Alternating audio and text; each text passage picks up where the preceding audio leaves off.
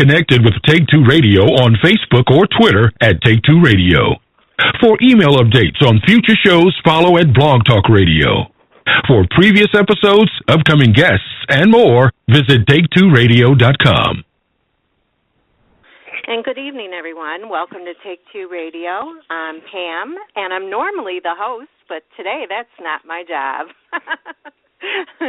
Today I welcome as our special host on Fridays at 8 p.m. Eastern Time, Dr.-Mary-Barrett. And tonight's first guest is going to be Kathy St. John, owner-operator of Haunted Prison Experience 2015 Supernatural, and owner at DreamWalker Productions, LLC, and owner-operator of Ghost Hunting Haunted X Enterprises, owner DreamWalker Productions. I think this woman's too busy, Mary, for you to talk to. Hi, Pam. Hey, now I'm not a guest, I'm the host, but I'm so excited. As for Kathy, she doesn't talk half the time anyway. No, I'm only teasing. Kathy is fabulous. She's fantastic. Oh, dear. I know you love her, and we will come to love her once we listen to you speak with her and find out more about what she does with all of these things. So I'm going to let you take it away with Kathy, and I'm going to go ahead and mute myself so I can listen to the show as well. Okay, great. Thank you.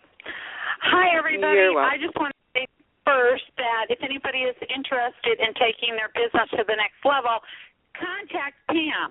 She is starting to have commercials on her shows. So if you'll contact her at take2radio@gmail.com, she will answer any questions you've got. She's great to work with, too, so you won't be doing anything wrong there. Hey, Kathy, are you here? I'm here. How are you doing? Hi. How are you today? I'm great. I'm doing really good. Yeah, I want some of that dinner you had today. I'll tell you, you eat good. Stay as skinny as you do. Hey, Kathy, you want to go ahead and tell them a little bit about yourself?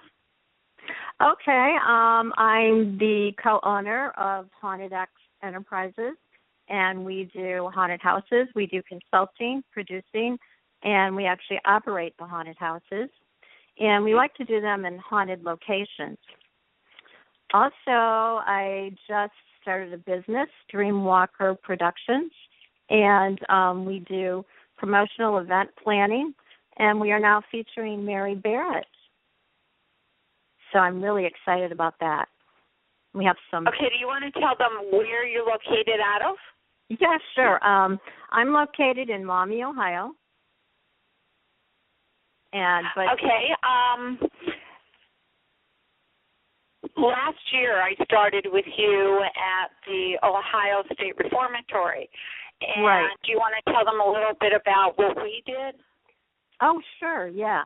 At the Ohio State Reformatory, we have a huge haunted attraction in the old reformatory, and we brought Mary in to do a psychic dinner theater that was absolutely phenomenal.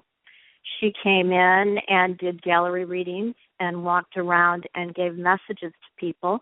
We called it Messages from Heaven, and she made a lot of great connections and touched a lot of people's lives, and it was really a great event. It was wonderful. People loved it, and they want it back. And that was in Mansfield, Ohio, at the Ohio State Reformatory. Kathy, I know there was a lot of people that went through there. My own daughter, she did the makeup for the people, and she couldn't even go through part of it. She stopped and had to leave.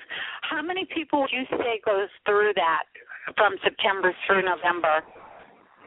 Well, I don't like to give out exact numbers, but let's just say lots. We would say in the thousands. Yeah. How many would you say chickens out like Nikki did, my daughter? How many actually do not make it through? Oh, we have so many that don't make it through. It's funny. They'll get to the top of the stairs and they look up and they hear the music and they see what's going on. And you're in an actual haunted location, so we call it where the special effects meet the supernatural. So not only are you experiencing special effects and actors and props, but you also have the supernatural. The place is really haunted. I've had lots of experiences with that. Oh, yeah. I, for one, smelled, for example, I smelled lilacs and couldn't figure out why. It would come real strong in my face. And one of the workers there told me that was the prison warden's wife that was killed there. They said they smell that all the time. Right, exactly. And I'll go down into solitary, and there is really an evil entity down there because it pulls my hair and it'll growl at me. It'll walk close to me and breathe down my neck. All kinds of things happen to me like that in there. Now, one question I have been asked, I'm going to ask you, I already know the answer to this, though. This is not an active prison, or is it, as far as humans being locked up in there? Oh, no. It's not a real functioning prison. It closed in 1990 because of inhumane conditions. So it was empty, it was abandoned, and then it was taken over by the Mansfield Reformatory Preservation Society. But it's not an actual functioning prison because that'd be pretty hard to do a haunted house with prisoners in the background. Right, and that's, a lot of people asked me that when I was there, and I told them no, because once they go through, they came to the dinner show first, then they went on the tour, and a lot of people was wondering if there was real inmates in the prison at the time of the tour. Well, there's not real inmates that are alive, but there are real inmates in there, I guarantee that. Right. Now, if they want to get tickets, what is the website to go to?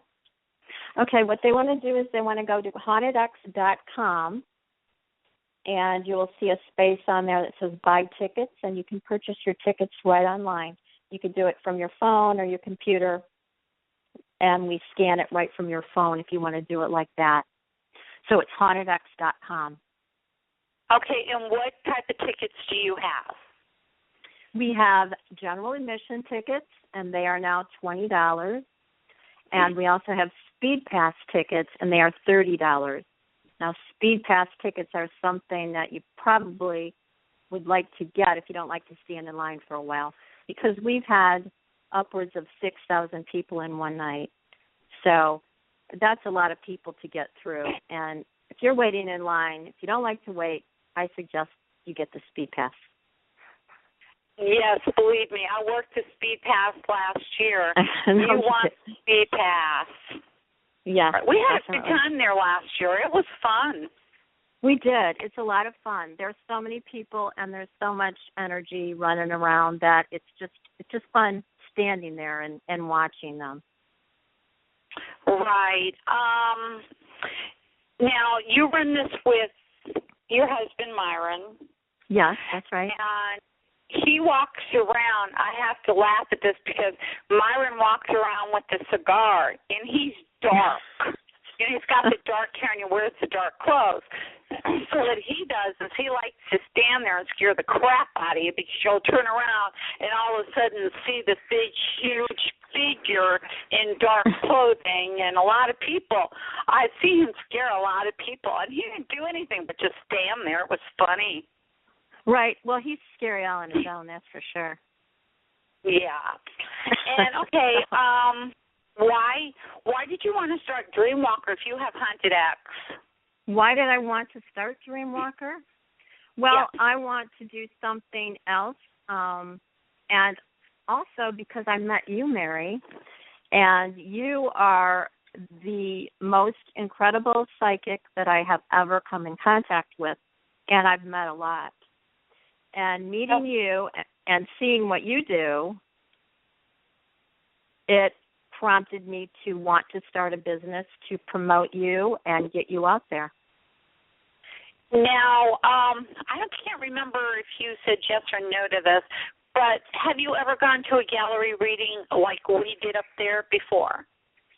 No, I haven't. I've never done that, no. I've seen them on TV, Oh, okay. but I've never gone to them, no. Yeah, no, there was a lot of first-timers there, and there's two. I don't know if you were even in the room, but there was two that I remember actually three.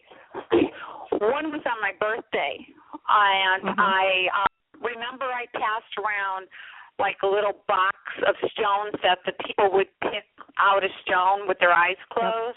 I remember that. And then when we were done, this man who had told me that he was very skeptical asked me what the meaning of his stone was. And I told him, do you remember this, Kathy, what I told him? I do. And I don't remember exactly what you told him because there were so many people, but go ahead and refresh my memory. I told him, you're the one who picked out the stone. It was guided to you, so you tell me what it meant to you. And he said, this is really strange, but this was the color, which was like a peach color, of my friend's lighter that just died. Oh, right. Okay, yeah. He was a big skeptic, but he wasn't really very skeptical when he left. He said, I really got him thinking. Yeah, I know you did. There was a woman there that had come in with a necklace on, but I did not know that at the time. I walked up to her and I said, your husband is here, and he's mentioning a necklace. And she started crying. She told me that she had told her husband that if he was with her, to let the psychic medium come up to her and mention the necklace. And I remember that. In the necklace was his ashes. Yeah, I remember that. Now, I know you're going to remember this one, and then we'll stop going on memory train here. I just want to give, the people an idea of what this was about and how this went. Right. This I thought you were going to yell at me because I didn't know how to handle this myself if I wanted to do this in person. But there's this woman that was sitting there, and I walked up in front of her, and her friend come running over behind me, and she says, I want to hear this. So I whispered something to this woman, and she said yes. And this was the friend. The husband was sitting next to his wife and said, no secrets. We want to hear everything. And I looked up, and I saw Kathy standing there, and I'm thinking, oh, God, do I do this or don't I? The husband said, don't hold back. Just say it. I looked at this woman. I said, you've threatened to commit suicide, haven't you? She said, yes. I said, you've tried it, haven't you? She said, yes. And we went through everything, and she was crying and stuff. And I didn't want to do this here because this is supposed to be a private thing. But the husband later on came up and thanked me. He said, this is what the woman needed to hear. Exactly. That was very touching. That was a very moving moment. And I really think that you gave her solace and you made her feel so much better and brought it out in the open. And that was a beautiful thing to do. And that is what her husband pretty much said as far as she needed to hear it because she was just inconsolable. But I'm really glad. I'm really glad that I went there because I had a great time. I was up there for like 5 weeks, and it was really, really good. But, Kathy, we have a surprise for our listeners. This is something that we came up with, and this is what we're going to do. Kathy, do you want to tell them what the surprise is? You want me to, or you want to? No, I want you to. Oh, okay. What we're going to do this year is we are going to pick a couple. They're going to register with us at DreamWalkerProductionsLLC.com. And they're going to register, and we are going to pick a couple that can be married at the haunted prison, and it will probably be on Halloween. And Mary is going to marry them. And then they get to go to the Hideaway Country Inn for their honeymoon and go through the haunted house. And one thing is, I'm an ordained minister, and I am allowed to marry people. So we're going to marry them right in front of the prison. Exactly. And like Kathy said, there is a weekend spent at the Hideaway. Who is this sponsored by? What's her name from the Hideaway?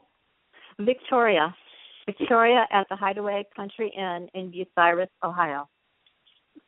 So all you have to do is start registering, contact us at DreamWalker, go to DreamWalkerProductionsLLC.com, and go to the email us and get rolling, because we're going to start looking for all these people, and we will be picking somebody by when? When would you say, Kathy?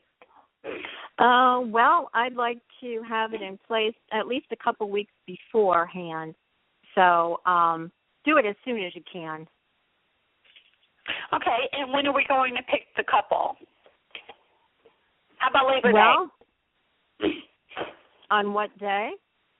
How about Labor Day? Labor Day, okay. Yeah, that sounds great. Pick the couple on Labor Day. So then on Labor Day, we will announce the winner on the website. And keep listening here, people, because we'll start announcing people who have sent in their contest entry, and we will see who's going to win this. This is exciting. I think this is going to be really fun this year. It is exciting. A lot of people want to get married at the wedding, and to have a psychic marry them would be really phenomenal. I just think that would be so special, you'd never forget it.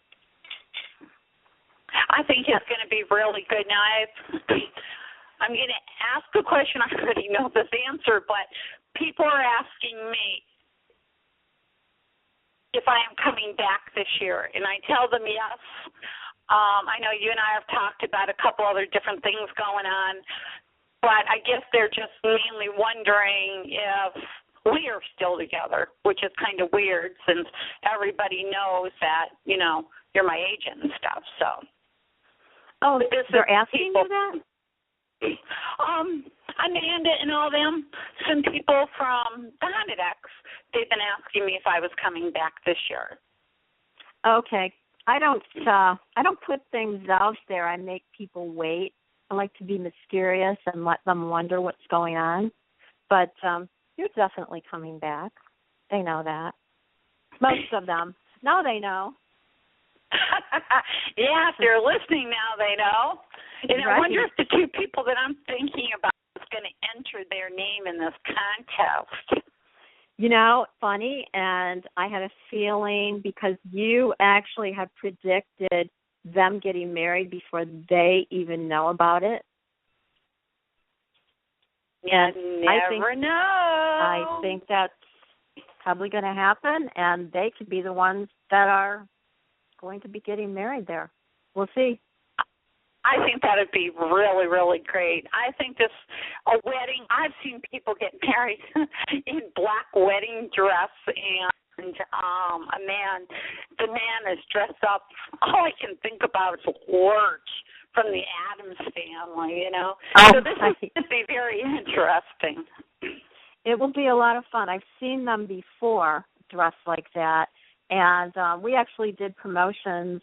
Myron and I did promotions called Frozen Alive all over the U.S. and Canada, and we married people at those promotions, and it was called Frozen in Ice, and he would hypnotize people, and they would go into this ice block and stay for 48 hours, but people would want to get married at that event, and they would come out in their bathing suits, so we married two people in their bathing suits.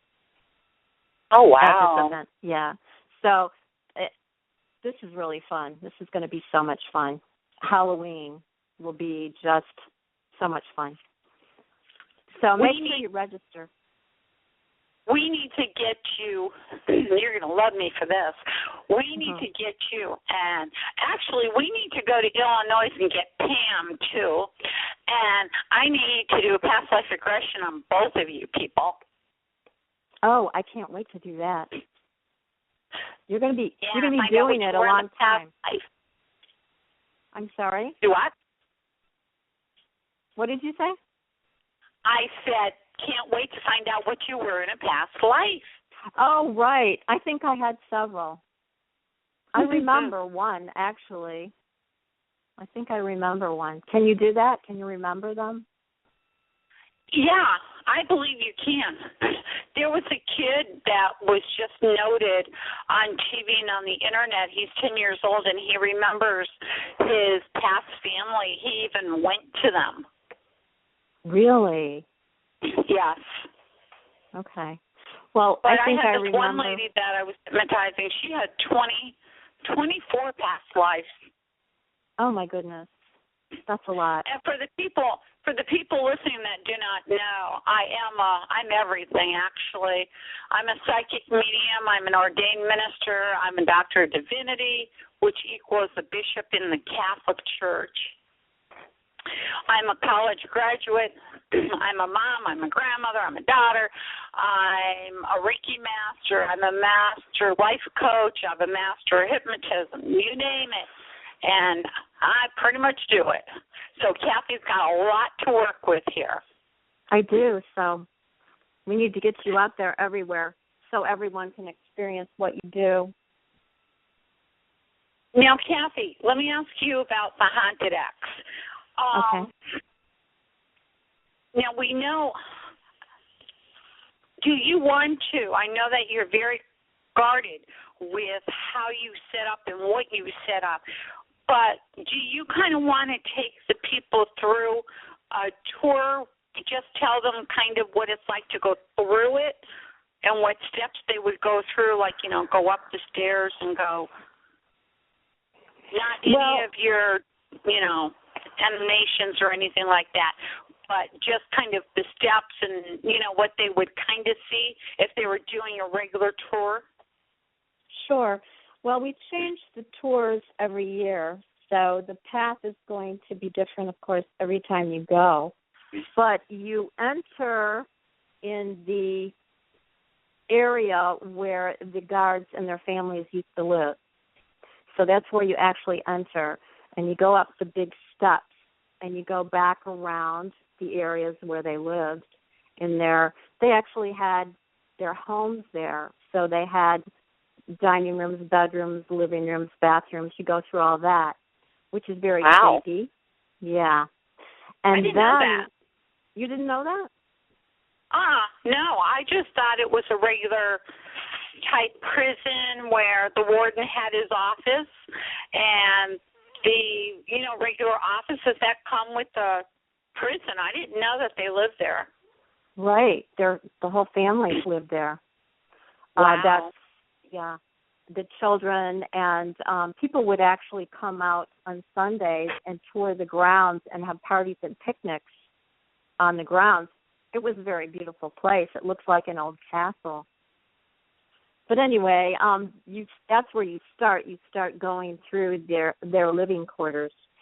And then you get up and you go into the central guard room, and that's where they would come in when they registered or when they had visitation. They would all gather in there. And this is a huge area that's right in the middle of the prison, and on both sides you have the cell blocks, the east cell block and the west cell block. So once you go through the central guard room, then you're going to go through the actual areas where they had visitation. Then you go down into solitary, which is my scary place. That's where they always come after me. Then you go to solitary. What happened in solitaire when we were there? We kind of locked somebody in there, remember? We what? We locked somebody in there, yeah. Yeah, remember we locked the people in solitaire? Right. Oh, yeah. Yes, we had a station come out, and they were locked down in solitary for half an hour. No lights, nothing. They were totally freaked out. It's so scary. Yeah. They were hoping to stay there for, I think, 2 hours or all night. Right. And they didn't even make it a half an hour. They came out and wanted out because they were left in pitch darkness. Yes, and there are so many entities down there that will come and mess with you that you feel like you can't breathe, and all kinds of weird things start happening. So they just couldn't make it. They were too scared. It was funny. Have you known anybody to stay there overnight? Yes, they have actual ghost hunts that you can go and pay the fee, and you can stay there all night. And they walk around and search for the paranormal. So there's a lot of people that do that. Have you personally known anybody that has stayed there all night long? Stayed there by themselves? No. Yeah. No. Do you think you'd be able to do that? Do I think I would? Yeah. No. No, never. Come on. Yeah, you would. No, never. No, I could only make it maybe 5 minutes down in solitary, and they have me running out of there screaming. So, no, I'd never make that one. Okay. I bet you could, though. Don't let her fool you, people. She's not as chicken as she seems she is. No, I'm not chicken. I'm smart. Yeah, that's true.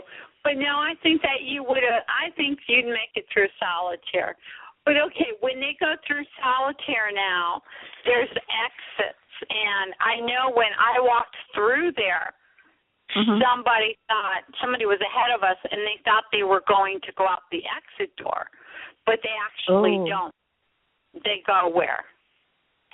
They keep going through solitary, and then they go back into one of the other cell blocks, either east or west cell block they go into. I know it was really a really fantastic experience. How many people would you say that you actually have working for you that helps run, to make this all come together? Oh, boy, there's a lot of people that help us. We have at least 80 that help us set it up, run it, that are actors, makeup artists, security, concession people. So total, there's about 80 people that help us do and that. If they want to buy any memorabilia, where would they go for that? Okay, they can just go to hauntedx.com again. We sell all kinds of different apparel. We sell T-shirts, hoodies, keychains, all kinds of different things. And you could purchase them on Haunted X. Just go in and let us know that you'd like something. Most of the time we sell it out, so I don't have too much left. But if you're interested, what about if they're at the haunt and they want to buy something? Oh, right. We have a gift trailer right next to the prison bus where we sell the tickets. So there's a big gift trailer where you can purchase all those things. Right. And I noticed last year that when I first came in, you were loaded with stuff, but then towards the end of the hunt, you barely had anything left. Right. It's just incredible the amount of people that show up, and they all want to buy something. So it works well. It works very well for us. I noticed the lady there, she was trying to decide which T-shirt she wanted, or if she wanted a hoodie. She had a hard time deciding, so I think she bought 2 T-shirts. But they all had a lot of fun there. And also, if I remember correctly, there was a major, now I'm not into this sports, but a major football game that was going on or something, and all of a sudden it ended and everybody just came crashing through the gates. Right, yeah. Yeah, we have good crowds. Some nights what are the hours? The hours are 7 to 10 on Sundays, 7 to 11 on Thursday, and 7 to midnight on Friday and Saturday. I do recommend that you early because some nights it gets so crowded on the highways. They actually close the highways. You can't even get in. So I do recommend you come early and buy your tickets online. Saves you a lot of time. Yeah, I heard somebody a couple of years ago was trying to get to the haunt, and they were on the highway, and it was so stalled that they just parked the car and walked to the haunt. Right. They actually do that. I'm so impressed, and I so love these people. They will come out in the pouring rain. There will be rain dripping down their face, off their noses, and they stand in line and wait to buy those tickets. I'm so impressed. But they like it, and they want to be there, so they're willing to do that. Yeah, a lot of people told me that they've been coming year after year and that it gets more scary and more exciting every year. Now, I know I was out among a lot of those people that knew I was a psychic and some who did not know that I even had anything to do with the haunt. And they were telling me how much they loved it and how great it was and, how fun it is, and they're recommending it to everybody. And there were some people that even came from out of state that was there that really came. They drove 6 hours just to come to this haunt. Yes. That's so. I'm so impressed with that. People come from everywhere. We actually had people from Germany and China and all kinds of different places. They will come just to see this event. So it's growing. It grows every year. Yeah, and it was growing night by night. I mean, it was just wow. And the people were fantastic. Well, let me ask you this: what restrictions are there? Restrictions as far as entering, you have to be 13. For entering the haunt, what restrictions do you have? Yes, you have to be at least 13. It's way too scary for children younger. As a matter of fact, a lot of people can't make it through, but we don't want to be responsible for anyone under 13. So we recommend that. We don't recommend it for pregnant women, people with bad hearts, or asthma conditions, any condition that if you get scared, something's going to happen to you really bad. Bring your inhaler if you have asthma. How about wheelchair access? Wheelchair, right. It's not, unfortunately, it's an old prison, and the egress and ingress is such that there are lots of steps and there are tiny hallways and doors, and there are no railings. So anyone who is disabled in any way, has crutches or braces or anything, it's very difficult for them to get up and down the stairs. So we can't accommodate them. We went up one of the best parts that I think that I liked there was the chapel. Yes, I love the chapel. The chapel was very interesting. There was some side rooms, per se, in the chapel. What were they used for? The side rooms, I think what you're talking about, those side rooms were used for confessional, for the prisoners to go to confession. Then I'm sure you noticed on both sides you can get to the cell blocks from the chapel. Right. So you can get to the east. I remember you walking across the little pathway that had a railing, and all you did was look down, and you just straight down, nothing there. Yeah, I don't like heights. So neither do I. But I pulled you across that one. You did. But it almost feels like something's pulling you down. I get these weird feelings that something's pulling me down. I don't know if it's my fear of heights or if it's the spirits, but it can be very intimidating. Well, I'll tell you, I really enjoyed it. It was like kind of like home, and exactly. I thought maybe it was because I worked in a prison before or whatnot, but the prison I worked at was nothing like this. But it just felt comfortable. I was so comfortable in there. It does feel comfortable, and that sounds strange to some people that we say it feels comfortable. But I feel like we are doing a great service for the prison because not only are we keeping the spirits entertained, but also we're raising money to restore the reformatory and keep it going. So I think that all fits together. Yeah, and that, that really helps everybody because people who really enjoy the hunt, they can keep coming back and back, and that just helps everybody out. Now, if they want to buy some kind of memorability, from the reformatory, the prison, where right. do they go for that? Like if they want a T-shirt or a hat or. All right, let's tell them about the reformatory. It's the Ohio State Reformatory, and you can go to mrps.org. And it will take you to all the events they have. There's all kinds of events going on, ghost hunts, ghost walks. Josh Gates is going to be there in May.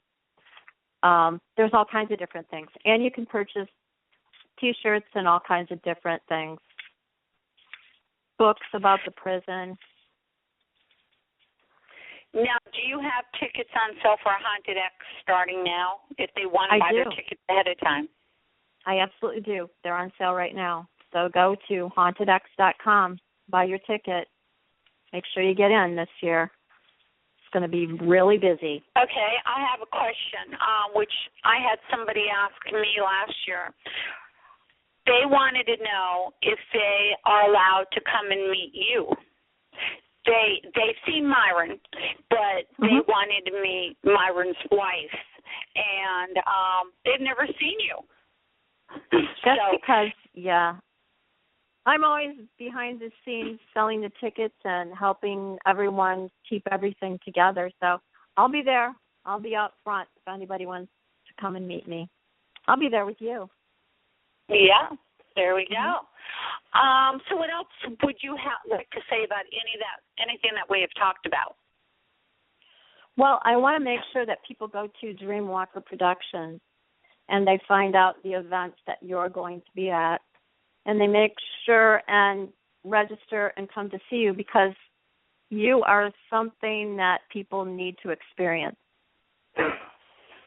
They need to experience what the gifts that you have, and they need to realize that there are real psychic mediums, and you're one of them.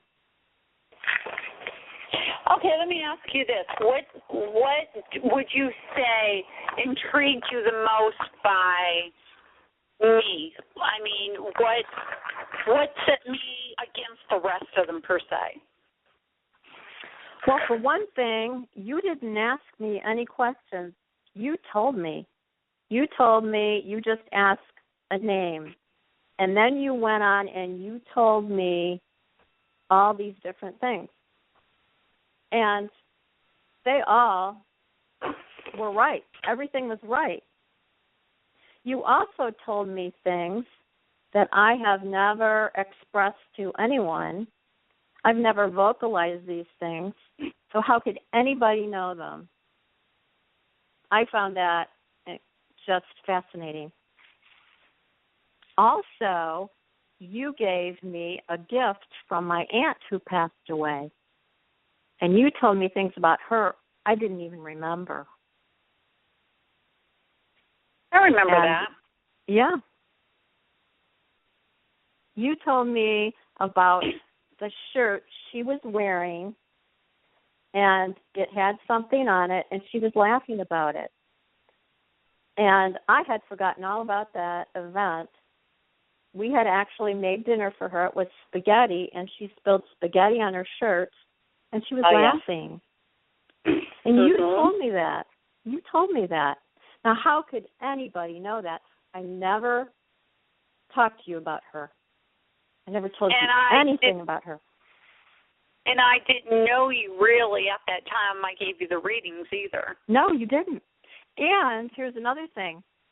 Not only did you give me those readings that were spot on, but you actually called me a few hours after the reading, and I was at the gym working out, and you told me your mind's going as fast as your body.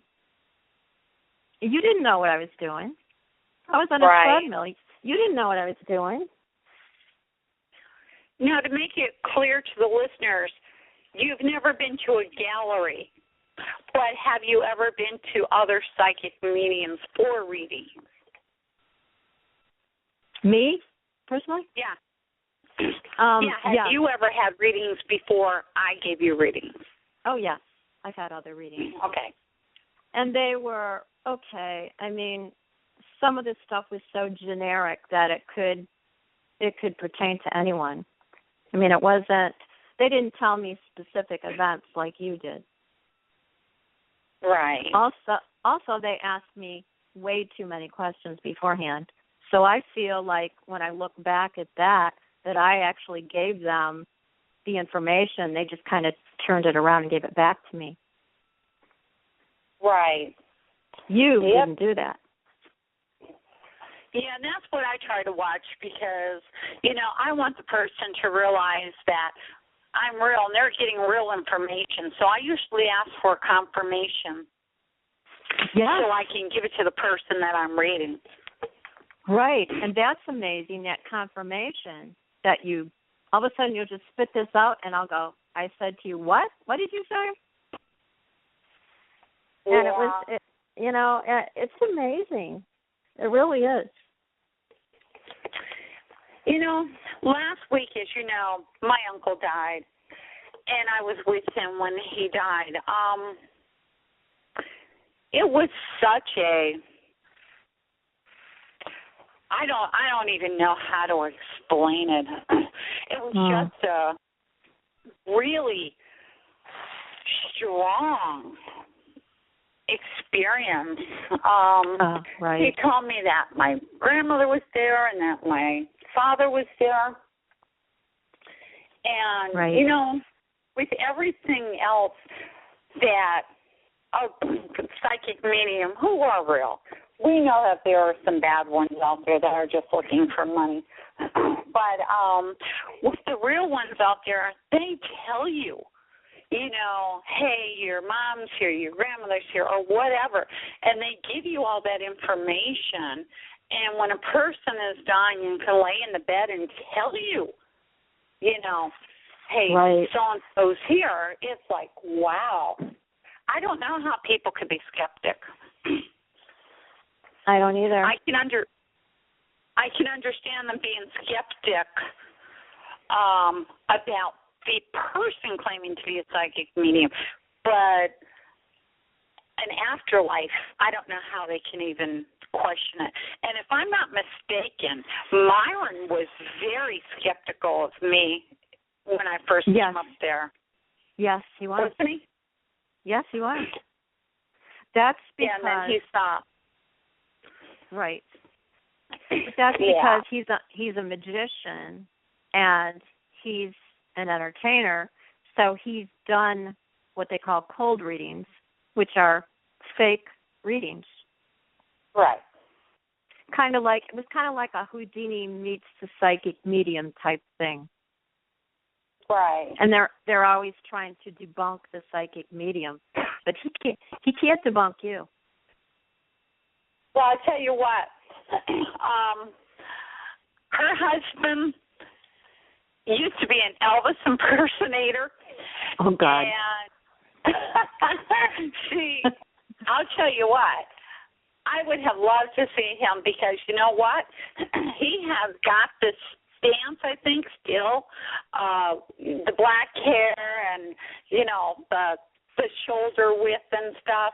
So he did Elvis impersonator. He was also a magician, wasn't he? He's an actor too, right? Yes, he's also an actor, and he also does independent movies. And they're working on a TV show right now. You've got a lot going on and a lot that, a lot of talent. And, I'm not just saying that, but you have a lot of talent to get out there. And do you ever feel overwhelmed? Yes, daily. On a daily basis, I do. But especially at Halloween. But you know what? It is so much fun and I have such a passion for it that it kind of just all goes away, and it's worth it to do that. And I can attest, Kathy may have one meltdown, but she's fine to go, and that meltdown lasts about 2 seconds. And don't get in my way. Running. You're always going, though. I mean, gosh. Yeah. I saw you. Yeah. You sat in the bus a lot, but you were also walking and going, and you made sure everything was going the way it should, and you did really, really well, because that was the first year that you had a dinner show at the prison, correct? Yes, that's right. We never had any kind of other show inside before. So there was a little bit of extra work, but it was certainly worth it because it went over so well and people loved it so much. But it does get overwhelming. Yeah. And, Kathy, I'm going to say it on air, which I've told you before. I do see, and it may be that you don't own the place, but you do have a lot of say to it. But I do see you in a place where you're going to have a lot of different things going on. And I do feel like you're going to be successful. How can I put this? You're already successful, but successful, I guess, on the DreamWalker side. Because that's where you've got to grow. You've already successful with Haunted X, and you are successful with DreamWalker, even though we're just starting out with that. But I just see you kind of in a place like you were with Haunted X, where you're running the show, and you've got so much going on. I just see a lot. I still see you in that red dress with the white room, going into a blue theater. Wow. There's just so much coming ahead of you that this is just going to be the very beginning. And I believe May is going to be the tip of the iceberg of everything. May? Yeah. And I even verified, because I verify a lot with a friend of mine that is also a psychic medium, and she told me May, and it was funny because my cousin dabbles in this too, and he's very good, I found out, on dates.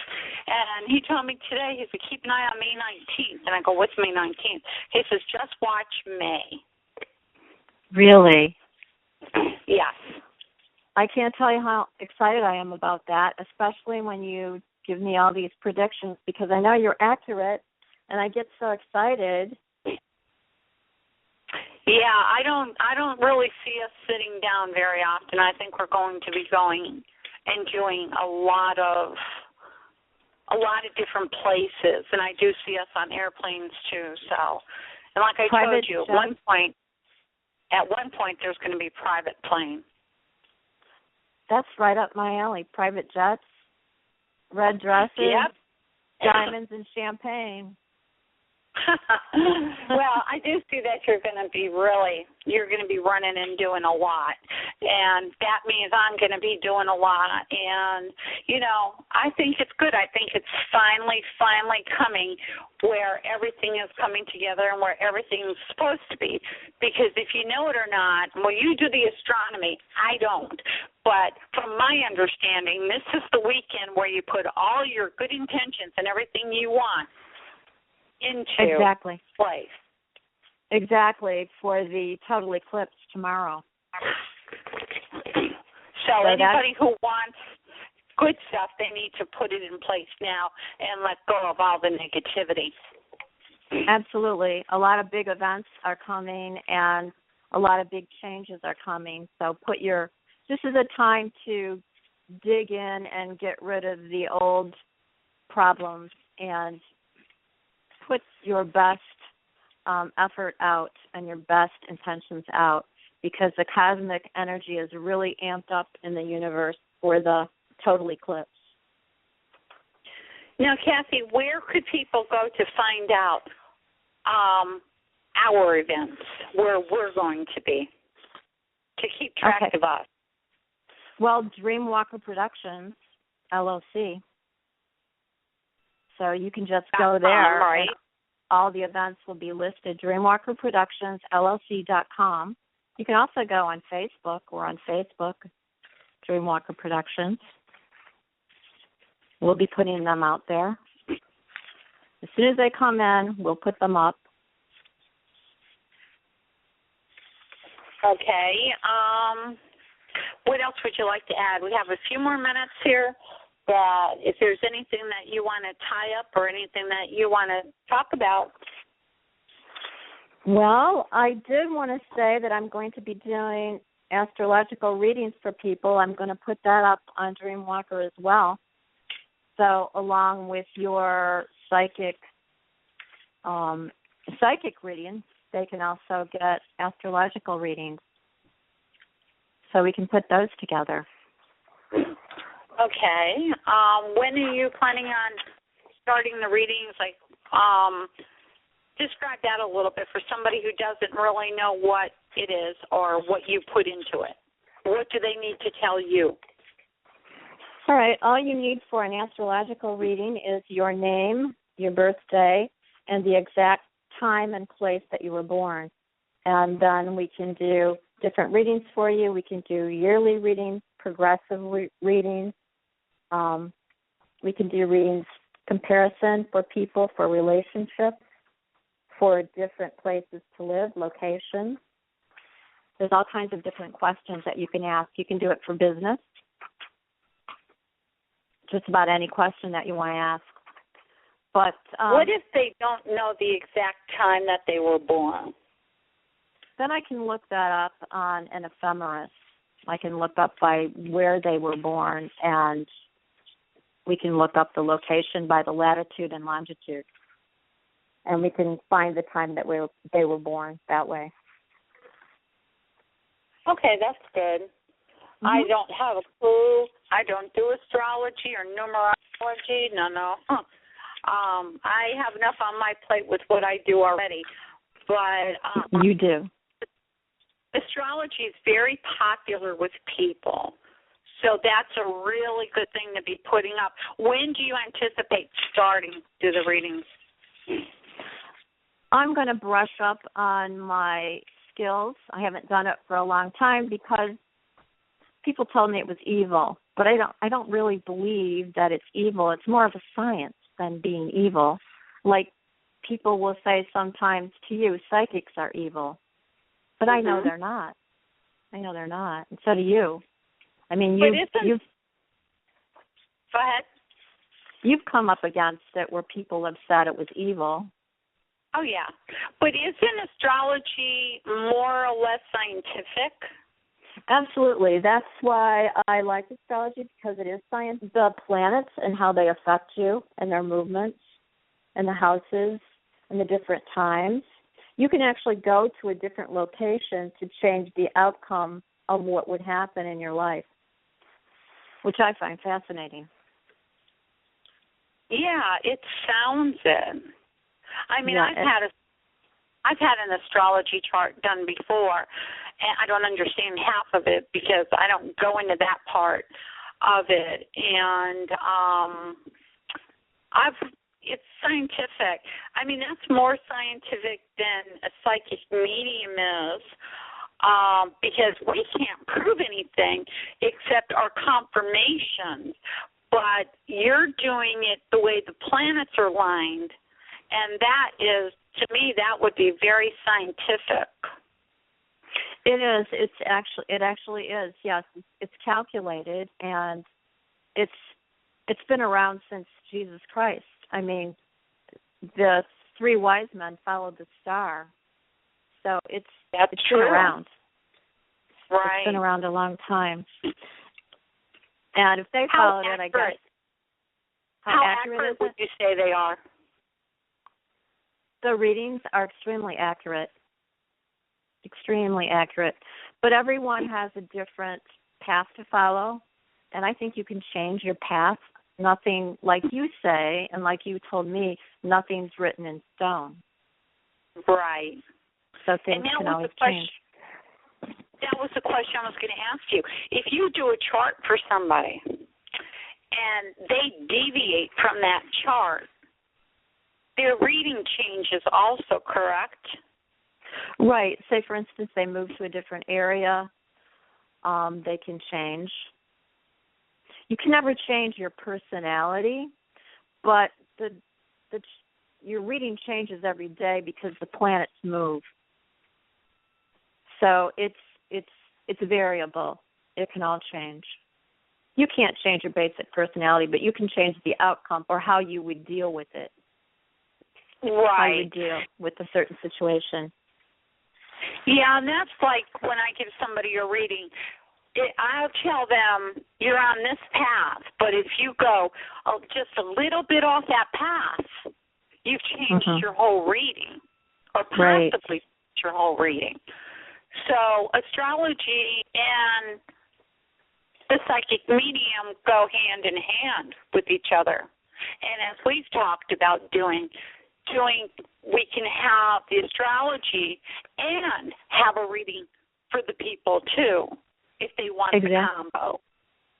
Exactly. And that would just cement things for them, I think. Well, that's the best of both worlds. Exactly. You can read into what's going to happen. You can read into their chart and even see further what will happen. Kathy, we're almost out of time, but Pam, is there anybody out there that has a question for Kathy? I'm so sorry, I forgot to ask. I guess there's nobody out there. Pam's not answering me. Okay, that's good. I have some. Hi, sorry guys. I was screening a call, and we do have Barbara-Taylor-Bradford ready. So whenever you're ready, I'll bring her on. Okay, give us just 1 second there. Okay, Kathy, just to reaffirm everything, give them, if they want to get a hold of you, how do they do that? They can go to DreamWalker Productions, LLC, email me there, or hauntedx.com and mail me there also. Okay, also, I'm great. I'm on Facebook. Okay, Kathy, thank you so much for coming on. You know I love you, and we're always chatting all the time, and we will be together again soon. We will. Thanks, Mary. Okay, we'll talk to you soon. Hey, don't forget, come back next week. We have a mystery guest, and it's going to be great. Okay, I guess she's gone. All right, people, I just want to remind you that if you're looking to get your business started, or you're looking to enhance your business, get it noticed, contact Pam at take2radio@gmail.com, and she can do a commercial for you. All right. Next, we have a lady. Oh, my gosh, I don't even know what to say about this lady. This lady, I have read her books, and I was like, wow, I never thought in my dreams that I would actually be talking to this lady. I didn't actually think I'd be coming back on radio either, but I am, and so is she. So, Pam, do you want to introduce her? Sure. We'd like to welcome award-winning author Barbara-Taylor-Bradford. She's one of the world's most beloved writers, and her first novel, A Woman of Substance, was published in 1979. I read those books and became a global bestseller. To date, it has sold more than 35 million copies in 90 countries and 40 languages. All of her other novels have been global successes with total worldwide sales of 85 million. And now we welcome Barbara-Taylor-Bradford. Hello, Pam. Hi. And I think Mary, too. How are you? Yes. Hi, Barbara. How are you?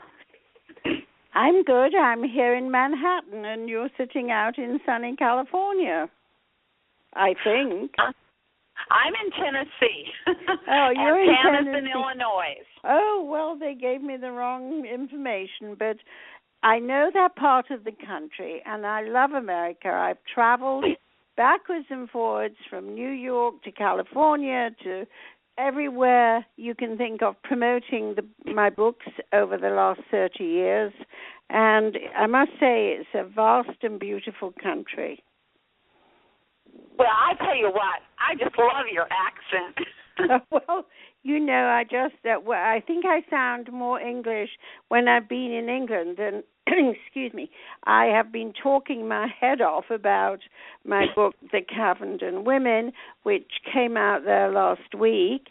And I was there for a month doing a promotion tour, so I did a lot of interviews, and I think my voice is a bit croaky tonight, but I usually sound more English when I've been in England.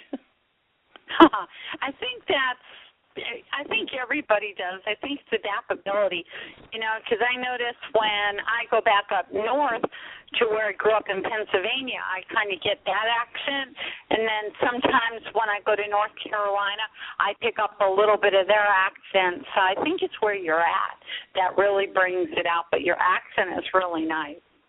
Well, thank you, because I am English anyway, and I live in Manhattan, where I've lived for over 40 years. Wow.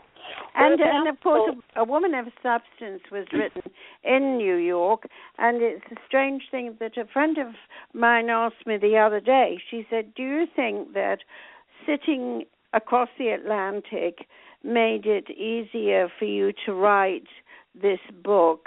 And I understood what she meant, because sometimes you have, with distance, a better conception of where you come from. And possibly it wouldn't have been the same book if I'd written it in England. Right. What is your best book, would you say, your most loved book? Well, of course, everybody has always loved A Woman of Substance. Excuse me, that was my first novel, and it took me 2 years to write. And everybody loves that book because I don't think anybody had ever written, to my knowledge, a book about a woman becoming a tycoon. So there was that. It was also perhaps, this is what the British papers say, that I really basically started what they call the family saga in a big house. So everybody's always loved Emma Hart because they saw her as a role model. And, I traveled the world on book promotion tours for that book, and everyone said the same thing. Meeting Emma, this fictional character you invented, changed my life. And it either changed their personal life. One woman said she'd been in a very bad marriage and was abused. Reading that book gave her the courage to do something about it. Other people said that Emma, as a role model, encouraged them to start businesses. And I get that all the time, though, about my books, because I'm really writing about women going out there and doing it, getting what they really want and achieving what they want. And I call them my women warriors.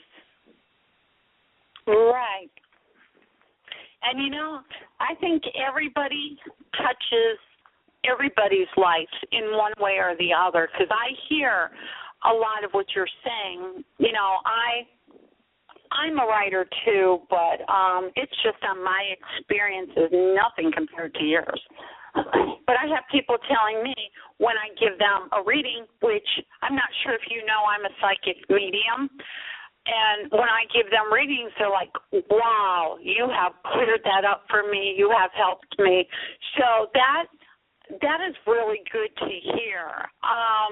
Your books have been made into movies, which I have seen, I think almost all of them. I must apologize to you, though. Excuse me. I have not gotten to read the 2 books that you did send me because my uncle died in North Carolina last week, and I was back and forth from Tennessee to North Carolina for 2 weeks, and I didn't get to do anything, barely slept. Well, but I am going to sit down and read those books because I love your work. I'm sorry to hear that your uncle died, and I understand. Actually, my books, the minute people pick them up, the two you're talking about were, one is the first book, the Cavenden Hall, and the other one is the Cavenden Women, but they both stand alone. The main thing is that I'm glad you got to go to the funeral, because sometimes if people live far away, you can't always do that, and so at least you did that, and I'm sure it gave you some comfort. Right. I didn't get to go to the funeral, but I was with him when he passed, and, you know, I was with him the days before that, so it was really great to be there. Well, it was really good. Better in a way, if you can use that word when someone is dying. But it's nice to be able to say goodbye. Yes, it is. I didn't have that opportunity with his brother, who is my father, so it was kind of 2 in 1. So it was really good. It was good. But I also wanted to ask you, or Pam actually wants me to ask you, what was the easiest book would you say was to write? None. None of them are easy. They're all very hard. And actually, an English journalist asked me a very similar question last week or the week before when I was in London. She asked me if the last book, which is the current book, The Cavenden Women, asked me if it was easier to write. And my answer was this: no, because it's like an actress going onto a stage or in front of a camera in a new part. It's not any easier, and it's not any easier to write a long and complicated book. But having written 29 others, this is my 30th book, as I explained to this English journalist, I have in fact learned a lot of tricks of the trade, as I call them. I know to have cliffhangers at the end of chapters. I know how to tell something quickly so that you can understand about somebody's past without having to read 20 pages. I've learned a lot of things over the 35 years I've been writing novels. And so, yes, in a way, it was a bit easier, but it really isn't, because you still have to write all those words about people you've invented and lives that they have lived that you've invented. I always say a novel has to have a lot of imagination in it going to work. In other words, the writer has to be able to tell a lot of lies, actually. I haven't heard of it told that way before, but that's right. You know, people say they want to be a novelist, and I say, and that they can write well. I said, well, that is wonderful. I'm glad you can write well, but do you have an imagination? Because nobody can teach you to have an imagination. You have to be born with that. And I think that is where my talent lies, if I can put it that way, is that I've always had a very vivid imagination. Right, exactly, and that makes really, really good books. When you do a movie with your books, do you get any input on who's hired to play your characters? No, I happen to be married to a man who was a movie producer when I married him, Robert Bradford, and he is the one that has made 10 of my books into miniseries or movies of the week. And I think that a lot of authors make a mistake when they try to get involved in the making of their book into a movie, because they're not movie makers. They're not a network. They're not a producer. They're not a screenwriter. It's a whole different craft. So because I'm married to the producer, I do get to read the script, and if there's anything wrong with it, I will have my say. You can't cast a movie unless you're a casting director. Not even the producer can do it because it's very involved. You might want to have all sorts of people who would be actors and actresses, but are they available for the 12 or 14 weeks of shooting? Do they want to do it? They want to see a script. Maybe they don't like the script. Maybe they're costing too much money. It is so complicated, the art of film, that I am quite happy that I'm married to the man who's making it, because I know that as producer he will make sure he does his best to make it the best movie he can. And that's the control I have, which is absolutely none. But I trust Bob. And, he's made some great movies with people like the late Deborah Kerr and Anthony Hopkins and Liam Neeson and Lindsay Wagner and, oh, my goodness me, so James Brolin. Right. Many, many big stars from England. And, of course, Liam was in A Woman of Substance with Jenny Seagrove and Deborah. She was obviously alive then. And they've all been great, and I've loved what he's done. But as he says to me, we're making a movie, Barbara, not a book. Right. so Barbara, that's a rather long answer. No, the answer could have been no, I'm not involved. But I wanted you to understand how complex it is to take a book and put it on film. It's not as easy as it's made to look. Right. Well, let me ask you a question about you. Not the author. Let's jump back a little bit and just look at Barbara-Taylor-Bradford, the woman. Now, when you look at yourself and then you go and you look at these books, what would you say about the author? Do you follow what I'm trying to ask you? What would I say about myself? Yeah. Oh, what do I think what do I imagine people think about the author, other people? Oh, I think a lot of people love you and love your work, but what does Barbara think about her work? What do you think about your writing? You've been doing it for such a long time. Well, I've been doing it since I was a child. I told my first short story when my mom, we weren't looking for money, but my mother sent a short story of mine when I was 10. I'd been writing little stories since I was 7, and when I was 10, she sent one of them.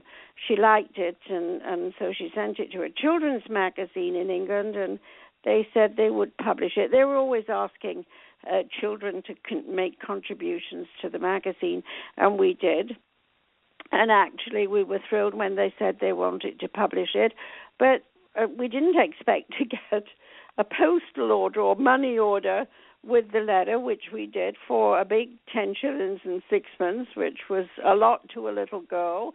And I've been writing all my life, and I think when I look at my body of work, 30 books is quite a lot of books to write that have all been bestsellers. So I guess I'm doing something right. I try to have a moral core in the center of the book, and I try to write about people who are decent people. Of course, you've always got to have the heavies. I would say that I think I write good popular fiction that has a depth to it. That is what I feel I do, and that is what people tell me, so I must trust what other people say and tell me why they read the books. I've got to believe them. Great. And why would they lie? They just wouldn't buy any more books. But I keep on selling books. Right. I also do something else, Mary and Pam. I try to tell a good story because I think people are looking for escape. In the Cavendon Women, it starts in 1926 and goes to 1929, and it was a different period of time. I think things were a little bit nicer and a little bit softer, and we live in a very, very tough world today that's very dangerous, perhaps more dangerous than it's ever been. And I think people love to go back to a time when things might have been a little simpler. The book before it, Cavenden Hall, started in 1913, just before the First World War. So that was a difficult period too, but everybody overcame it. So I think they like my books that I write that are escapist because it's a different time, but they also like the modern novels that are about now, you know? Excuse me. Yes, they do. A lot of women like to escape because the world today is, they want romance, and a lot of women don't find the romance that they're looking for in life, so they go into the books for the romance.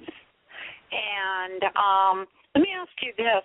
What character do you think you are most like in your books? Because you have to put yourself in these books. What character do you think you are the most like? Well, I think I'm like most of the women, the woman in each book, the protagonist,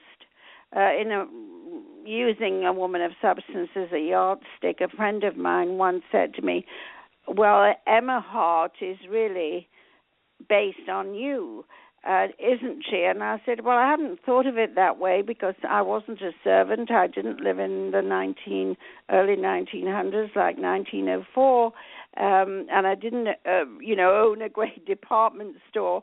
But in fact, my friend was right, because I gave Emma Hart in A Woman of Substance a lot of the characteristics that I have, which is ambition, drive, the discipline to do the work that I want to do, like she did. She started with a little shop and she wanted a bigger shop, and one day it was a shop like Harrods.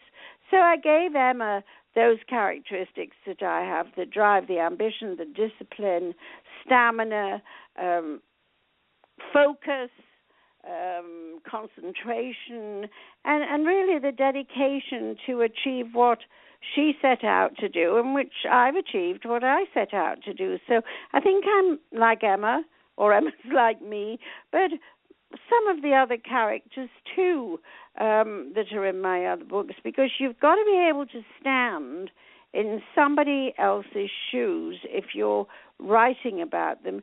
You have to really understand where they're coming from psychologically. You've almost got to be like a psychiatrist to understand what makes them do the things they do. Right. I'm trying to explain to you that I'm really every character in a way, because I have to understand whether it's a man or a woman, what is motivating them to do what they do. And, there was a writer, he's dead now, called Graham Greene, very well-known British writer, and he was once asked in an interview what was the thing that mostly he thought about every morning when he went and sat down at his desk and started on the next page of whatever novel he was writing. And his answer was, I always remind myself that character is plot. And the moment I read that, I knew how to write a novel. I'd struggled very hard and not finished four. I've got four half-finished novels that I never liked before A Woman of Substance. What he was saying was the character of the protagonist will lead them to do what they do. Character is destiny. So who you are, Mary, and who I am, and what our characters are like will lead us down the path of life that we're going to take. Right. Character is plot. It's so simple. Your character is your destiny. If you're driven and hardworking and ambitious, then you become what you want to become. If you have none of those characteristics and simply are content to be a bit wimpish, let's say, then nothing much is going to happen in your life. Right, and I agree with you on that totally. And you've shown that you really became something. Did you ever think that you would have reached the success that you have reached? No, I didn't. And you know something, I don't often really think about it too much because, you know, my husband has another line which is, he always says, an actress is good as her last picture and a writer is good as her last book. And he applies that, of course, to men as well. He says, you know, an actor is good as his last picture and a male author is as good as his last book. So, you know, I believe that if you're thinking about fame and all of those other things, you're not doing your job. I never really think about being famous, that I'm a famous writer. I never expected to be as successful as I've been, and I'm glad that I have readers who want to keep reading me. Do you ever think about taking a break and just not writing for a while and then coming back, or do you just continuously write? No, I don't really continuously write. I finished, The Cavendon Women at the end of November, and it went to my editor here and my editor at my English publishers, and they both got back to me very quickly within a few days with how much they liked the book, and they had various suggestions which were minor because I do edit myself as I go along. So I then did the editing through December and was able to finish by about the 15th of December doing their suggested edits. And I went away at the beginning of January for 2 weeks on vacation with my husband. And then when I got back in the middle of January, I had proofs to read. And I haven't actually really written anything since the end of November, and we're now in April. So that's quite a lot of time not writing, but that doesn't mean I haven't been working. I was in England and did a month of promotion all through March. I just got back on Sunday, and so I've been working, but it's been doing promotion and interviews like this, but I've not been writing. So I will start again in May, early May, and start writing a new book. But now, when you write a book, you know, there is a gap. I had that vacation. I was in Switzerland for a week's holiday before I went to London. So I do get a rest. But I will keep writing. I mean, I'm not giving up writing. I'm just saying I'm not doing it every day for 12 months a year. I do take some time off. Right. Now, when you write a book, when you start a book, do you start in the beginning or do you start in the middle, or does it vary? No.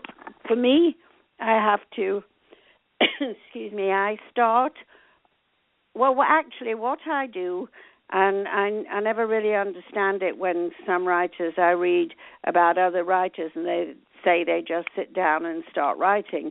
I get an idea. Usually it's an idea that pops into my head, and it's usually the character, and I wonder, who is this woman, and why is she in my head, and why is she important enough to be written about, and what's her problem? Because if you're writing about a character with no problems, then you have no story, because problems are drama.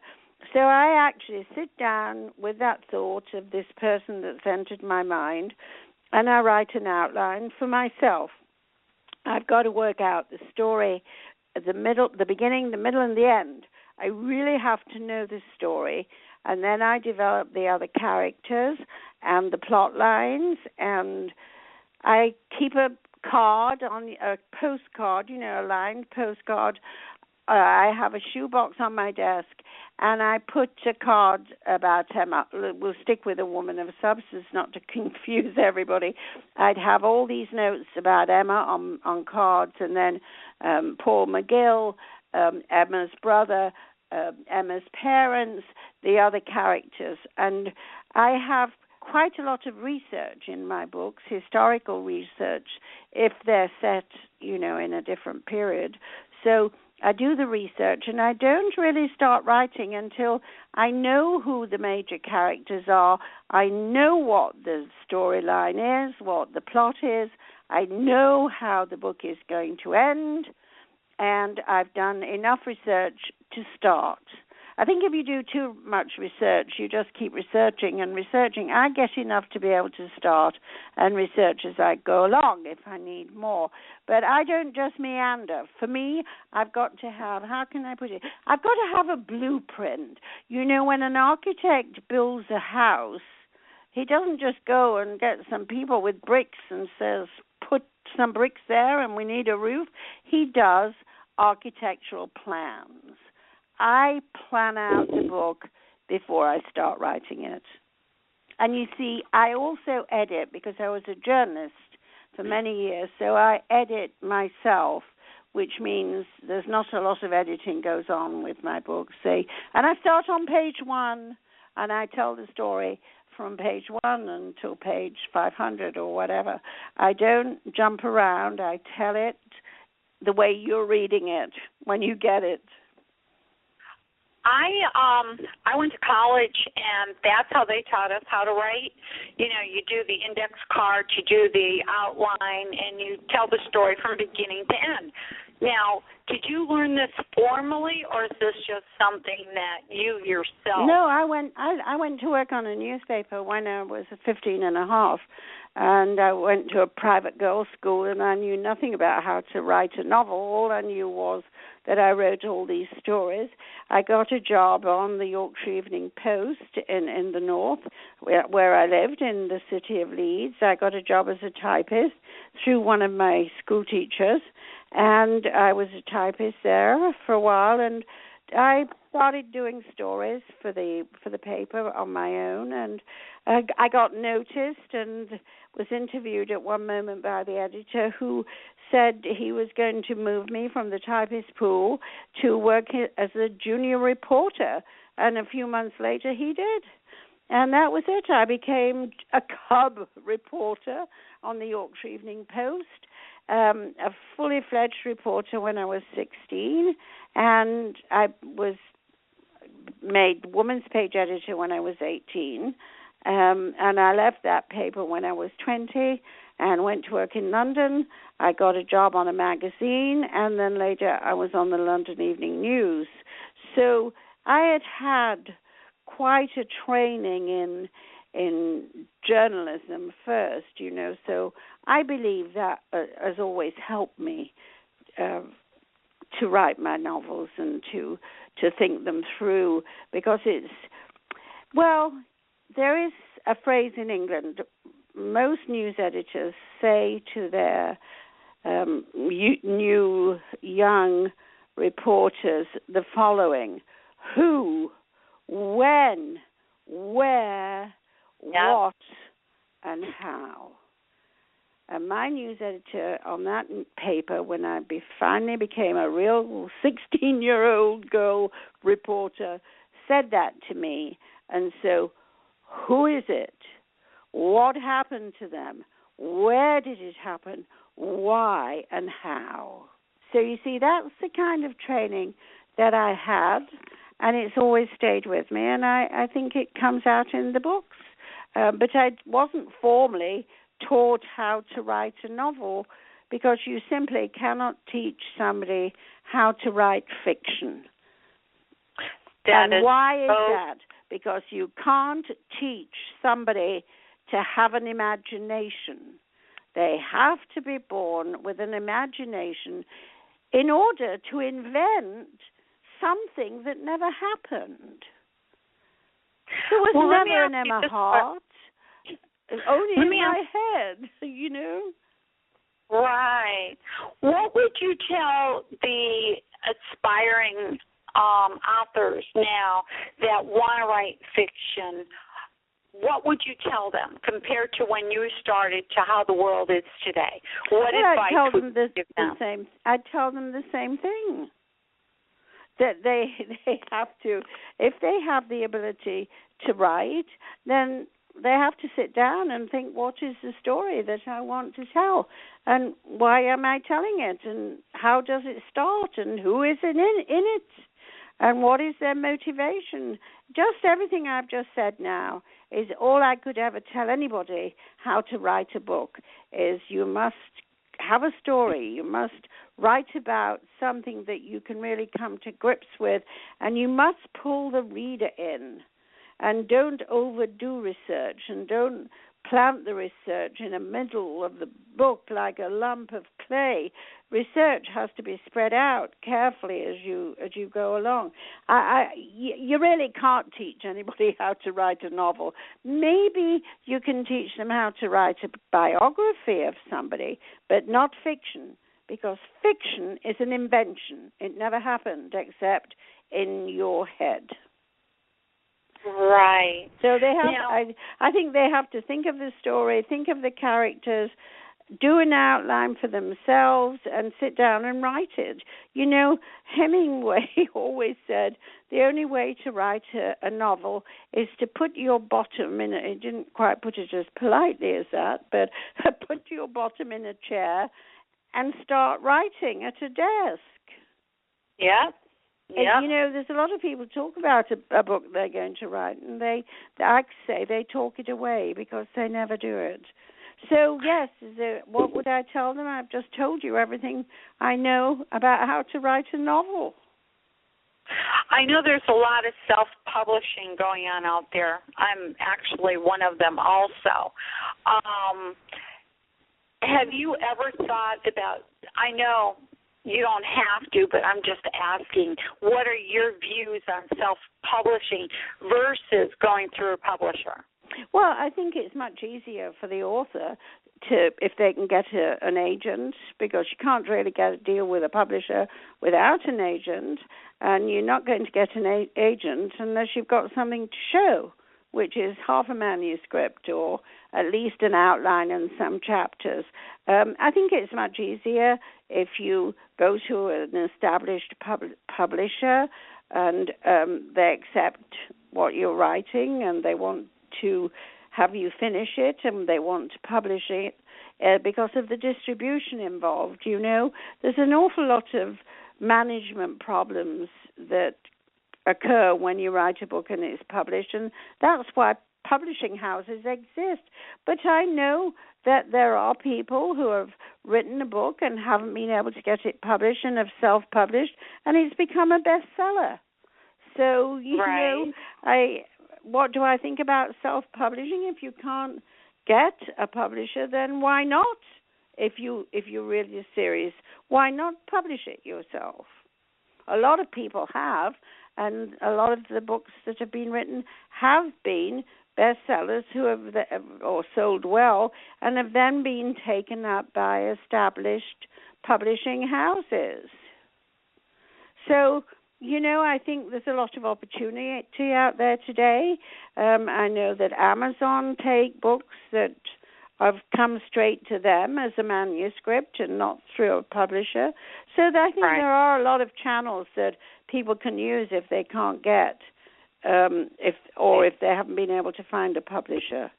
You know, I always say if you want to do something and you try hard enough, it will happen. But I always say if it's meant to be, and I really believe that the life I had was meant to be. I've had, and I'm still living, was meant to be. Exactly. I actually truly believe that. On all your books, I'm going to ask you a question here. On all your books, have you placed your husband in any of these characters, and if so, who? Not really, no, because, you know, I don't like to write about real people, because when you inventing a character and they've come into your head, like that sharp snap in your head, you can make them what you want to be for the story. But let's say I took a girlfriend and wrote about her but called her something else. I would end up actually writing about the real person, and that would be somebody I couldn't, maneuver, if I can use that word. Being a novelist is really like playing God. You're moving people around and making them live or die and do all kind of things. There isn't any, something, the only real person I ever put in a book was my father. And in A Woman of Substance, Emma had a brother who went into the Navy and lost a leg in the First World War. And that happened to my father. He was in the Royal Navy in the First World War, and he did lose a leg. And his name was Winston, after Winston Churchill, who was a young hero when my father was born. And so I called Emma's brother Winston, and I based Winston on my father, and I put him in the Navy, and Winston, the character, lost a leg just like my father, and I made him even look like my father. But that is the only real person who's ever been real in the sense of based on somebody living. I mean, my father's dead now, but I don't write about people who exist in my life. And also, I don't write about friends because I don't want to get sued. Right. So you write, in a way, kind of like imaginary friends that, you put on paper and you go with it. That's right. I invent the people, and I create a story. And in the Cavenden women, I have there are 4 sisters, and 3 of them and a young girl they grew up with. Those 4 women actually save the aristocratic family and the house, Cavenden Hall. They save it all going down. They band together, become women warriors, and save the Ingham family from disaster. And that's the main thrust of the plot, but there are many other things in the book. There's relationships between men and women. There's the friendships between the women who are devoted to each other. There's a murder. There's a lot of mystery. There's a lot of secrets. There's everything you can think of in my books, Mary. Which is the best movie you like of all the movies that have been turned into your books? Do you have a special one that you really like? You mean of my books? Yes, that have been turned into movies. Well, of course, A Woman of Substance was a 6-hour miniseries with Liam Neeson, Jenny Seagrove, Deborah Carr, a lot of big English stars. And I think you probably always love the first book that's published and the first movie that's ever made. But Bob has made 10 altogether. I mean, Stephen Collins and, again, Liam in another one. I've loved all the movies because he's made really classy movies for television and miniseries with big stars and always accurate and, beautifully dressed. So I guess the favorite will always be my first, but they've all been good. To be the best was shot. A lot of it was shot in Hong Kong. Anthony Hopkins was in that with Lindsay Wagner. I like all. Something I've liked all of them, but often for different reasons. They've all been different, but they've all been extremely well done, and he's a very good producer, and he's stayed as much to the book as he's able to. Books, you can't get everything onto the screen that's in a book. It's impossible. But you do a very good job getting it down on paper so they can take it on the screen so people can enjoy your work, which is fantastic. I mean, I've been watching your movies for a while, and I know a lot of people. I have your books in the bedroom, and my kids, they're going, oh, Barbara-Taylor-Bradford. I said, yeah, here, read one of her books, And you're very much loved throughout the world and very well known. Is there something that you want to tell the world about you, the woman, that they don't know? Well, I think they more or less know everything because over the years I've done many, many interviews and they come to many events. I think what perhaps they don't know is that I have a very serious side, and I think that comes from my being a journalist for many years. I still write for a lot of the British papers. I have a very serious side that they might not see because when you go on television to do an interview, you've got to be smiling. I'm concerned about the world and the conditions in the world. As a newswoman for many years, I see and see TV and make decisions and have thoughts about the world we live in today and all of that sort of thing. So I'm sometimes very preoccupied about what's going to happen to this world of ours, and that's something that I don't really show because I don't want to have people worrying and being upset any more than they already are. Bob, somebody said, why do you never talk about the problems of writing, how hard it is to get it right and the way every writer struggles? And I said, my husband always says that the public don't need to know about all the troubles and problems that go on when he's making a movie. And therefore, maybe they shouldn't know about all of the hardships that you experienced as a novelist. It's a tough job, Mary. It's not, right. Reading a book is easy. I make it easy to read. But I sit for a good year struggling every day to get it right. So he says, you don't take the magic away, and he's right about that.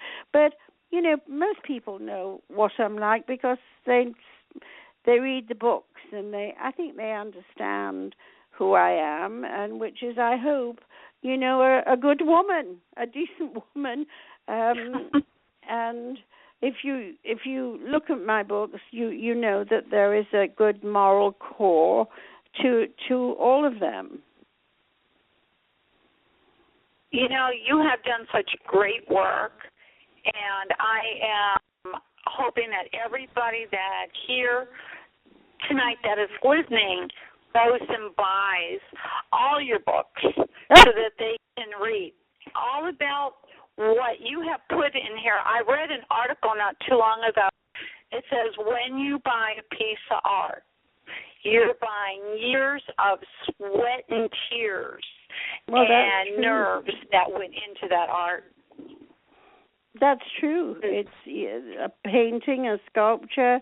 A lot has gone into the creation of it, and a lot goes into the creation of my books. Really long hours and a lot of thought. And I bet you have not regretted one moment of it. No, I haven't, because I enjoy it. Somebody said, well, being a writer is a very lonely life. And I said, no, it isn't a lonely life. It's a solitary occupation. I come into this library every morning in my apartment in New York, and I'm not alone.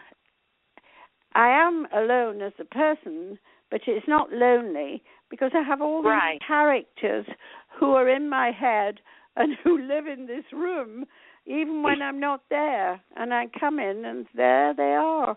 And I'm not lonely, but it is solitary. And I get up very early. I go to work very early. I go to work by 6 to the desk, so I get up about 5:30. And I stay until lunchtime, and then I have a a bite to eat in another room, and then I go back to work until about 4. So I do a good day's work, but I'm never lonely. I've got all those characters dying to come alive. And that's really good, because that's one of the legitimate reasons to having imaginary friends in your head. That's right. How often do you go to England now? I go a lot. Do you have a home in England as well as in Manhattan? I beg your pardon? Do you have a home in both Europe and here? No, I don't. We used to have an apartment in London, and we've had different ones over the years, but I find it's much easier to stay in the same hotel all the time. I was an only child, and my husband was an only child, and we didn't have any children, so we are each other. We have each other, and I do have a few cousins. But that's it. I have a lot of friends, and we go a lot to England because of the movies making, and also because that's where I was born. So I like going back. We were there in December, and then for about 2 weeks, and then we were there just now for a month. I was there last year in February and in August. Well, I go a lot. We make quite a lot of trips, but sometimes I'm there as a private person. I'm not doing promotion. Wow. Do you have any plans on slowing down? No, not really. No plans to slow down. I always say I will not retire. I don't believe in retirement. I'll take a rest and I'll maybe write a shorter book, but I have no intentions of giving up this wonderful job I have, which is every time I start a new book, it's like going on an adventure. Because whilst I know everybody, I've invented them and I've invented their lives, I never really know what I'm going to write or make them do. It is an adventure, and I have a lot of surprises along the way. Very interesting. Very, very interesting. Well, Barbara, we're almost out of time, and I want to thank you so very much for coming on here today. It's been my pleasure, and anytime you want to come back on again, just let me know. I really enjoyed listening to you and learning about how you feel about your books, and I'm going to look for a lot more books from you. Yes, and one day you've got to tell me about your psychic life. Oh, that's very interesting. That's like having imaginary friends on my side. Because, I'm a professional psychic medium, and I see people that have passed over. And it's very interesting. So I know what you're talking about with the imaginary friends, but mine aren't so imaginary. No, they were real, right, at one moment? Because they were. And, one thing I kind of would like to ask you, and I hope you don't get offended with this question, but did you ever think maybe I don't know how you feel about this, but maybe some of your creativity came from a past life from you? I'll tell you a funny story. My husband was once long before, when I was still a journalist and not writing novels, my husband was in Beverly Hills, and he used to live there many years ago, and before we were married, and he was with some friends, and they were talking about this Brazilian woman whose English wasn't all that good, but she was a psychic like you are, I suppose. Mm-hmm. And they said, you must go. And he didn't want to. He was very reluctant, but they sort of pushed him into it. So he went to see this woman from Brazil who actually, he was told to bring a tape, in those days when you had a little tape recorder, and she put it in her machine, and she talked to him, and she told him a lot of things that really surprised him. And then she said, you are involved with a woman. I don't know whether she's your partner, your lover, your wife, but she has been always in your life. She has been your mother, your sister, your child in many, many lives. And then she said, but now I know she is your partner, and she is going to become world famous. I don't know what she does, but I know it's something creative. Right. And she will become world famous one day. Well, in those days, it's 40 years ago. I wasn't writing books. I wasn't writing books. I was a journalist.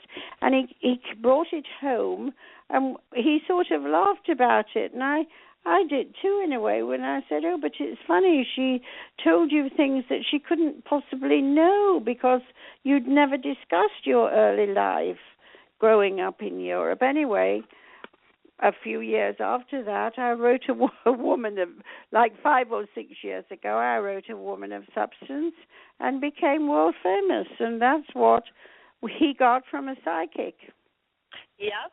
And there are some very good psychics out there, but I'm also a master hypnotist. And what I do is I hypnotize people to go back into their lives before you became Barbara.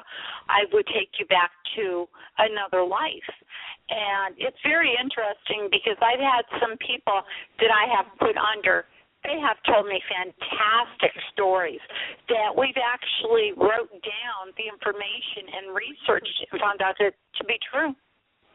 Well, that doesn't surprise me because, you see, I think when people are disbelievers about other lives, other worlds, other times, and they're very dogmatic about it and say we don't believe in that, we don't believe in reincarnation, how do we know? We don't know. It's very arrogant to deny the existence of things because we just don't know about this world we live in. We don't. Exactly. And like I was telling a story before you came on that I just did a gallery show up in Ohio, and it was my birthday, so I passed around a bucket, like a little box of stones, and this guy picked up a stone, and he had told me he was a total skeptic. He asked me, he said, what does this stone mean? I said, I don't know. You're the one who closed your eyes, put your hand in the box, so you tell me what it means to you. He said, this is really weird because I have a friend that just died, and this was the color of his lighter, and it was peach. So he was really wondering about that. Well, you see, we don't know, do we, really? We don't know about certain things, and perhaps we shouldn't know. But I always say to people, no, don't be so dogmatic. You have to keep an open mind about everything. Exactly. Well, I will tell you, Barbara, I think that you're very wonderful. I think that you're going to be producing more books that are going to be just as wonderful, if not more wonderful. And I wish you all the best. And unfortunately, we are out of time. Yes, and I'm out of voice. It's been really great talking to you. And again, I love your accent. Well, thank you so much, anytime you Mary. want to come on the show again, yes, just contact me. I wish you a happy Easter, happy holidays, and a lot of luck with everything that you do, too. Thank you. And happy Easter to you, too. Thank you so much. People, this is Barbara-Taylor-Bradford. If you do not have her books, get them. They are great, and so are her movies. Okay, thank you, Barbara, so much. Okay, people, I just want to remind you next week, we are going to have a great show, another great show. It is going to be a mystery man. He is gay. His name is Mark.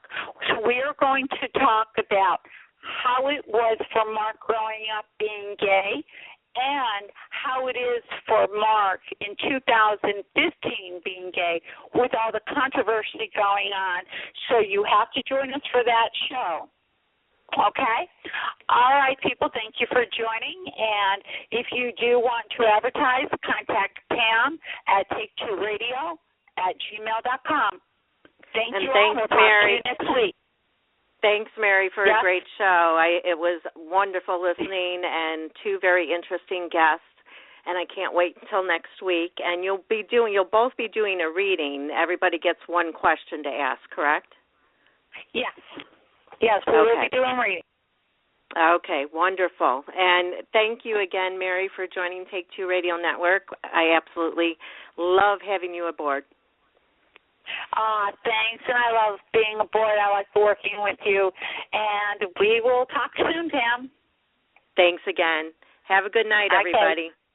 Bye-bye. Night. Get connected with Take Two Radio on Facebook or Twitter at Take Two Radio.